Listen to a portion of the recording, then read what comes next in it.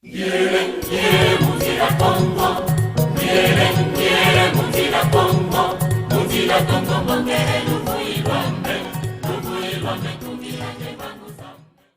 Congo central, je vous le disais, il faut encore attendre pour connaître le nouveau gouverneur. 2 candidats sont ex-aequo avec 10 voix chacun. Il s'agit de Guy Bandou et Nefertiti Ngoudianza. Ces 2 challengers vont rivaliser au second tour, dont la date sera fixée par la CENI. Les explications de Ladi Simbadi.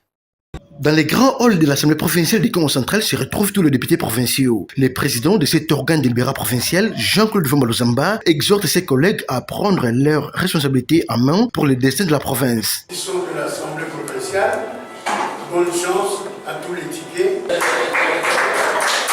En présence de Madame le secrétaire exécutif provincial de la Commission électorale nationale indépendante, Bernardine Kitondo-Bodi, et des experts électoraux de la centrale électorale, les rapporteurs de la première institution du Congo central procèdent à l'appel nominal pour s'assurer de la présence de tous les grands électeurs. Honorable Bafouine Nsoni Nkunga Sieste. Honorable Diomi Ndongala Gaston. Quelques minutes plus tard, les députés provinciaux défilent un à un dans la salle de plénière transformée en bureau de vote. À ce stade, toutes les consignes sont scrupuleusement respectées sous l'œil vigilant des observateurs indépendants, des témoins de tous les 22 candidats et les projecteurs des caméras. Au bout de quelques minutes, le tour est joué. Les agents électoraux de la CENI procèdent au dépouillement des résultats provisoires. Des candidats sortis de l'eau, il s'agit de celui de l'Union secrète de la Nation, Dr Guy Bandou et de la sénatrice Nefertiti Ngoudianza Sekisula qui ont obtenu chacun 10 voix de suffrage exprimés. D'office, ils sont retenus pour une confrontation au second tour du scrutin du gouverneur et du vice-gouverneur du Congo central, dont la date, probablement dans 72 heures, sera dévoilée à l'opinion publique par l'organe habilité. En dehors de la chambre délibérante, Matadi, siège des institutions provinciales du Congo central, retient son souffle. Un important dispositif sécuritaire ayant été mis en place pour contrer tout mouvement tendant à troubler l'ordre public. C'est en attendant la tenue du deuxième tour de cette élection que d'aucuns attendent avec impatience. Bonne chance au docteur Guy Bandou